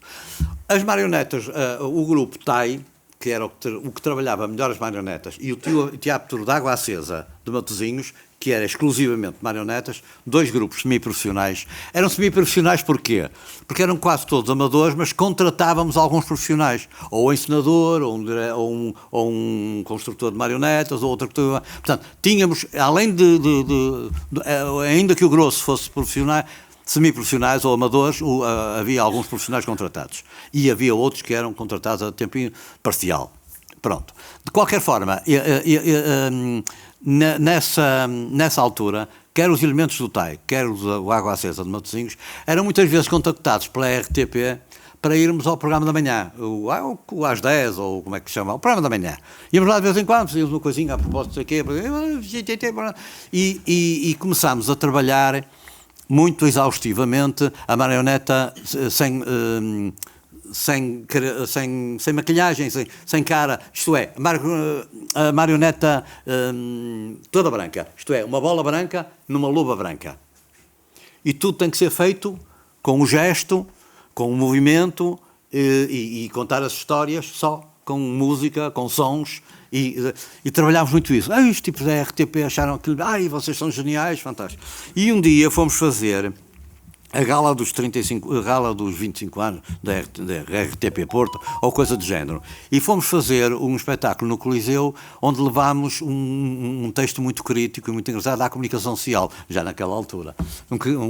Uma crítica à comunicação social. E esse sketch foi considerado, toda a malta que escrevia nos jornais, na altura também havia críticos nos jornais, também é Chanco de Uvas. Portanto,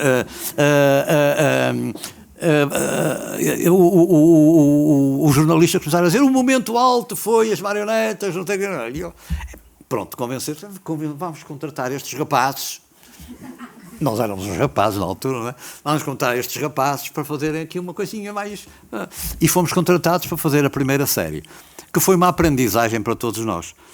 Foi a marionete, a série chamava-se A Árvore dos Patafúrdios. E pedimos ao Sérgio Godinho, que era nosso amigo desde a juventude, não é? Só deixámos de estar em contato quando ele estava em França, e eu contactei-o diversas vezes, mas era nosso amigo há muito tempo, e portanto foi ele que escreveu os textos e fez as letras das músicas, as músicas no fundo dele. E portanto foi a primeira série. Aquilo foi uma aprendizagem, foi muito complexo na altura. Depois, a partir daí, fomos realmente para fazermos, fomos contactados, face ao bom acolhimento por parte do público e da crítica, nós fomos convidados para fazer uma nova série. E então pensamos, vamos fazer uma série que tenha a ver com o universo das crianças mesmo, e com alguns problemas, ou deles ou da sociedade. E é curioso que agora foi lembrado que à volta da comuna havia hortas e não sei o quê, e plantaram prédios. E o episódio que passámos hoje era precisamente a luta dos miúdos que não podiam brincar no parque, porque o parque foi fechado, porque ali ia ser construído uma espécie. E os miúdos revoltaram-se todos. Portanto, procurámos criar histórias, fizemos 3 séries de 26 episódios cada um, dos Amigos do Gaspar, onde eu tive a oportunidade de fazer um dos personagens que ficou famoso, e por isso é que ela falou no Guarda Seródio, e portanto, eu para terminar, digo, como diria o Guarda Seródio, ora fazem favor de continuar, porque isto é para continuar, senão eu fico aqui jangado, inopinadamente jangado. Então agora eu tenho aqui um grande problema, não é? Que eu queria agradecer a todos também a presença que aqui de todos que cá estão a ouvir-nos. Temos uma excelente plateia, com certeza com muitas perguntas, e eu vou tentar não me alongar nada, para que se possa haver realmente a conversa. Eu fui tomando aqui algumas notas. Eu, na realidade, não tinha preparado nada para esta sessão, também não sabia bem de que é que se ia falar, e fui tomando algumas notas ao longo do tempo das intervenções. E eu gostava, talvez, de começar por dizer sobre a Oficina da Criança, e pegando no Carlos Pinto de Sá, a quem muito se deve para o desenvolvimento da atividade cultural no Concelho de Montemor, porque foi uma longa presença como Presidente da Câmara, e porque, na realidade, ele arriscou-se muito para além das suas incumbências, até como dirigente político, como responsável de uma força política, e deu realmente oportunidade para que quem tinha iniciativa pudesse concretizar a iniciativa. E mesmo às vezes sem querer, ele abria um bocadinho a porta, entrávamos de rompante, e quando ele dava por isso já estava feito. E portanto, mas isto é absolutamente indispensável que aconteça em termos políticos. Nós não tivemos só o Carlos Pinto de Sá, tivemos outros vereadores da cultura, e eu aqui queria referir também a Vitalina, queria referir, por exemplo, o Zé Grulha, queria referir, por exemplo, o Coimbra, que sendo pessoas de diferentes formações, o caso do Coimbra era estufador, a Vitalina era professora do ensino primário, o Zé Grulha trabalhava na construção civil, portanto o nível, o acesso à formação era muito diferenciado, mas todos eles tinham uma coisa muito importante, que era acreditar ou querer que aquilo que estava a ser proposto ia ser importante para o desenvolvimento do concelho. E eu gostava da intervenção que o Carlos fez, o que é que, quando nós falamos de brincar, todos brincamos sempre, mesmo sem nada. O grande problema realmente das crianças que estão em meios socialmente muito desfavorecidos ou em sociedades em que têm que começar a trabalhar muito cedo, é que realmente elas perdem o tempo que é necessário para brincar. Mas todos nós continuamos a brincar a vida toda. O brincar é criar. E eu compreendi que o meu trabalho como artista plástica era isso. O que é que os artistas fazem? Brincam, jogam, não é? No teatro diz-se jouer, não é? Os franceses dizem no trabalho da criação teatral. Brincar, jogar, interagir e relacionar. E realmente a atividade cultural, o que aqui viemos fazendo, foi estes depoimentos todos, desde a Teresinha que fala da história da casa, até depois à comuna, e agora a todos estes depoimentos, aqui o meu vizinho do lado, é, no fundo, sentir que há uma necessidade, sinalizar uma questão, algo que é importante pensar e criar condições para que essas práticas se possam desenvolver e, com elas, fazer aquilo que nós não sabemos fazer. Porque, na realidade, Joana, nós nunca sabemos. Nós aprendemos a fazer. E essa é uma questão muito importante. Portanto, nós temos de estar disponíveis para... Temos uma questão, qualquer coisa que queremos saber e não sabemos, e é com a investigação que vamos sabendo, um pouco como um detetive. Vamos aprendendo mais. E, portanto, aí está sempre a nossa criatividade a ir sendo desenvolvida com cada dado novo que vai sendo acrescentado. E é por isso que é tão importante que existam oficinas da criança. Porque, na realidade, as crianças brincam na mesma em qualquer circunstância. Como brincam também um animal. Por exemplo, eu ontem fiquei deslumbrada a ver as duas cadelas, a mais nova e a mais velha, a brincarem como loucas, não é? Todos os animais brincam mesmo, têm alguma atividade. E realmente o ser humano é ser humano porque ele tem uma grande consciência de brincar e uma enorme necessidade de inventar e de compreender a realidade. Portanto, ele experimenta, ele quer, por exemplo, as crianças copiam os adultos, experimentam na brincadeira aquilo que provavelmente depois vão fazer mais tarde. Portanto, estes brinquedos todos que estão aqui de um projeto pedagógico que foi feito com as escolas, foi isso que nos disse. Portanto, os brinquedos que vieram da experiência que as pessoas tinham, os brinquedos experimentavam. O brincar é experimentar ser adulto, ou experimentar o futuro. Podemos dizer que brincar é experimentar o futuro.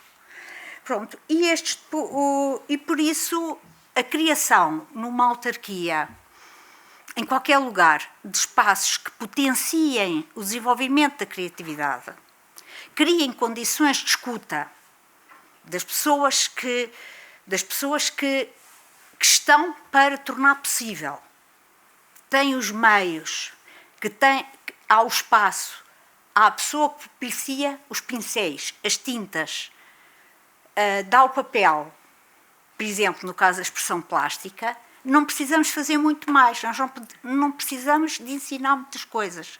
Nós precisamos de propiciar que a experiência aconteça. E quando a experiência não está a correr muito bem e a criança quer saber mais, então aí ensinar. É isto que faz a diferença entre o ensino formal e o informal. Portanto, é que no ensino informal as crianças aprendem e adquirem mais conhecimentos, as crianças e quem está a acompanhar adquirem mais conhecimento pela experiência que foi proporcionada. Portanto, todas as crianças riscavam e desenhavam na lama, no chão. Por exemplo, uma professora referiu-nos uma vez, uma professora que era uma professora muito, muito ríspida com as suas crianças, e uma vez confessou que provavelmente ela seria muito ríspida, porque quando ela, com 4, 5 anos, começou a pegar no carvão da lareira, ela riscava as paredes todas do monte. E esse gesto foi sempre reprimido pela família. O facto de ela ter compreendido pelo que as oficinas iam fazer, as sessões, por exemplo, pintura, numa sessão de pintura, ela ter interiorizado, provavelmente ela era a pessoa que era, como era, porque na realidade foi reprimida quando tinha 3, 4 anos, naquilo que é o gesto primordial e a necessidade mais básica do ser humano, que é expressar-se, riscar, traçar, com os materiais que estão à disposição. Podia ser um pau no chão, mas naquele caso ela resolveu aventurar-se para o carvão. Descobriu que o carvão riscava na parede branca e ela podia riscar, podia desenhar, podia só fazer riscos, provavelmente só traçados. E esta consciência é absolutamente fundamental, que se crie condições para que o indivíduo possa tomar consciência dessas suas necessidades e da importância que esses gestos têm na sua vida. E nós podemos falar disto como liberdade. Isto é a liberdade de existir, é a liberdade de ser, de se afirmar num determinado espaço. E, portanto, quando se está a investir, e há pouco a Joana punha isso, o que é que e ela respondeu praticamente à pergunta, o que é que ganha o município quando investe num espaço deste género? O que é que ganha? Ganha cidadãos que provavelmente já não estarão no seu município, mas ganha cidadãos com mais capacidade de entender o mundo. Provavelmente mais cidadãos que têm, através dessa consciência, capacidade de ser melhores pessoas. Há uma espécie de bondade para o mundo que não é nata, é construída. E nós precisamos de a construir. Precisamos de... Talvez isso seja educar no sentido mais perfeito do termo. Ou seja, educar não é impingir um conhecimento, é desenvolver um conhecimento e é tornar o sujeito mais capaz de continuar a interagir com o mundo, usando as suas capacidades criadoras.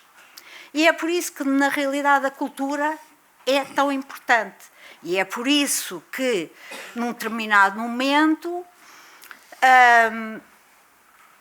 e isto foi muito importante nos primeiros anos, que a CDU, nos seus municípios, nos municípios que tinha,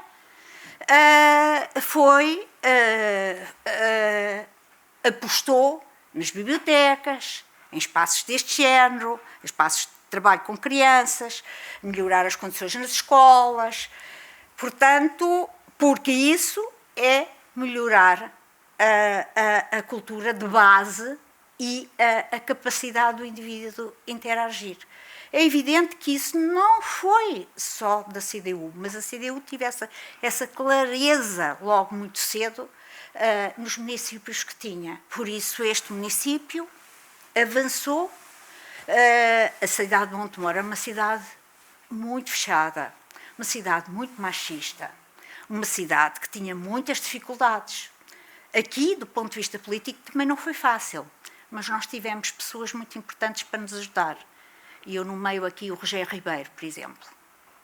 Se não fosse o Rogério Ribeiro a dar confiança aos seus camaradas aqui no Alentejo, talvez nós tivéssemos mais dificuldade de fazer a oficina da criança.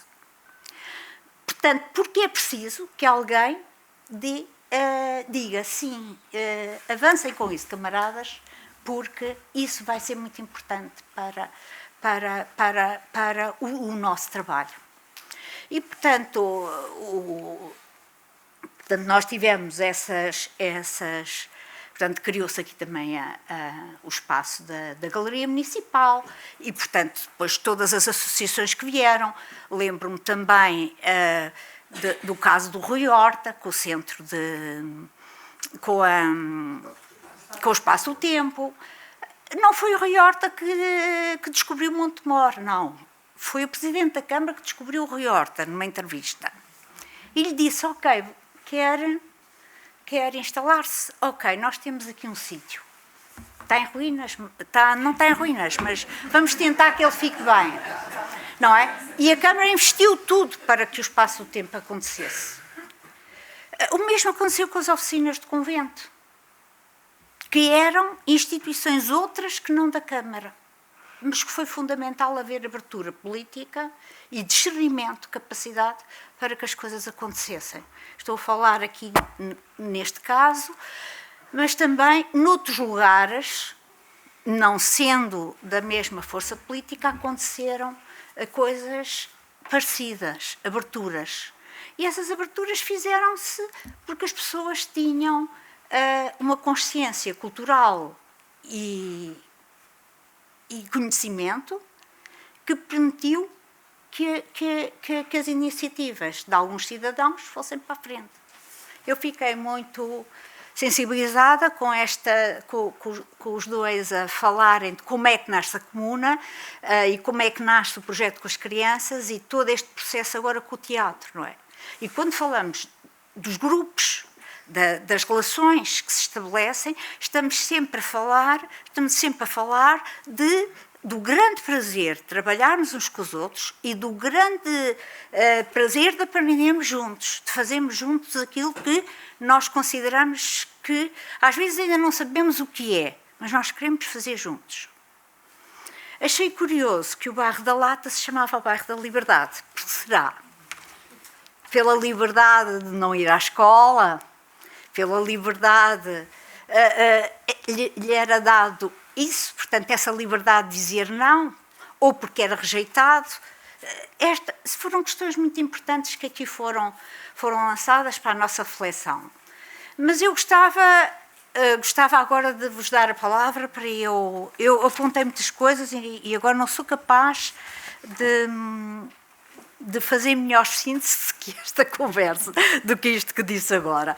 Eu propunha talvez que houvesse perguntas, porque muitas destas intervenções suscitaram certamente perguntas em vocês que estão aqui desse lado, mas também a maior parte de vocês podiam estar também deste lado e estarão um dia. Por isso eu abriria, não sei, Ana.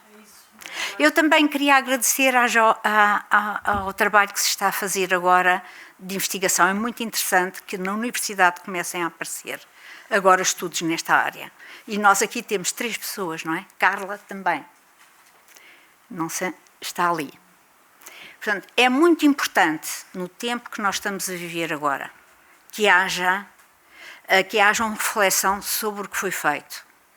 Para que, como ele disse há pouco, para que se consiga repegar. Nós estivemos a falar de experiências e coisas que duraram até os anos 90, pai. Não sei, 90, até os anos 2000. Depois começou a haver as pessoas virarem-se para o individual, sozinho, não é? Com marmita. E eu acho que no tempo em que nós estamos a viver agora, que é um tempo que se adivinha de muita crise e de muita ignorância, de muita arrogância e de muito perigo, nós precisamos de juntar as mãos, como se diz em Cabo Verde, juntar mão, para fazer aquilo que foi feito logo a seguir ao 25 de Abril, porque não havia condições. Faziam-se as coisas de qualquer jeito. Era preciso, sentíamos necessidade de fazer e fazíamos, arriscávamos. Não sabíamos fazer e fazíamos. E aprendemos a fazer. E eu acho que isto tem que se retomar novamente, não há outra hipótese. Ou então o futuro está muito, muito difícil daqui para a frente, em termos da humanidade, não é? O mundo continuará, não é? Era só isto. Portanto, eu agora...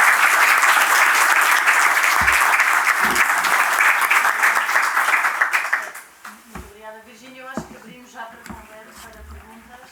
Fazemos algumas perguntas e eventualmente atrasamos 10 minutos depois à abertura, mas depois continuamos a conversa lá. Portanto, abrimos agora para questões aqui. Eu não vou fazer nenhuma questão, porque acho que já falei mais. Portanto, passava diretamente a... Posso fazer uma pergunta que é uma curiosidade, que era para a Virgínia, que falou da experiência, de uma primeira experiência em Santarém. Sim. Também era uma experiência semelhante à oficina da criança? Era uma experiência semelhante à oficina da criança? Era outro tipo de experiência? E se sim, depois como é que foi? Porquê é que deixaram Santarém, vieram para Montemor? Primeiro, é só essa curiosidade e depois podemos fazer outras perguntas. Eu agradeço imenso a pergunta porque era isso que eu sentia que tínhamos que falar hoje também. E neste contexto eu não falei. Portanto, a oficina da criança nasceu em Santarém. Nasceu no contexto de 25 de Abril. Nós tínhamos, entre os 16 anos, éramos um grupo de pessoas, entre os 16 e os 24, que queríamos fazer coisas. Basicamente queríamos ser artistas e queríamos um espaço para trabalhar. Eu tinha 20 anos, estava no primeiro ano de Belas Artes. O que eu queria era ter um sítio para trabalhar. Vivia em Santarém. E inventámos a maneira de ter o sítio para trabalhar, trabalhando com as crianças e inventando a oficina da criança. Claro que nós não inventamos do nada, do vazio.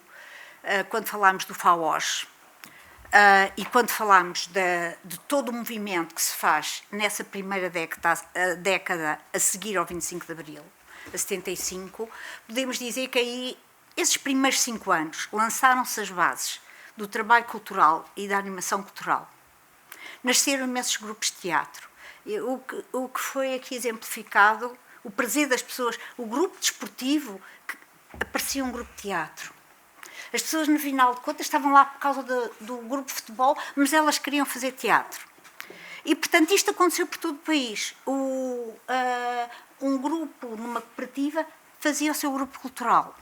Outros queriam ter uma biblioteca. As escolas queriam fazer. E havia exemplos. Havia o Colégio da Torre, havia o Movimento da Escola Moderna. No FAOS havia um grupo de animadores culturais que fazia formação, onde se promoviam os encontros, começaram-se a promover os encontros e as pessoas que estavam a querer fazer coisas sem saber o que é que queriam fazer, aprenderam a refletir sobre as práticas que estavam a ter. Esses encontros serviram para nós nos questionarmos sobre o que é que estávamos a fazer, o sentido do que estávamos a fazer, a pergunta que a Joana fez há pouco ao Presidente da Câmara.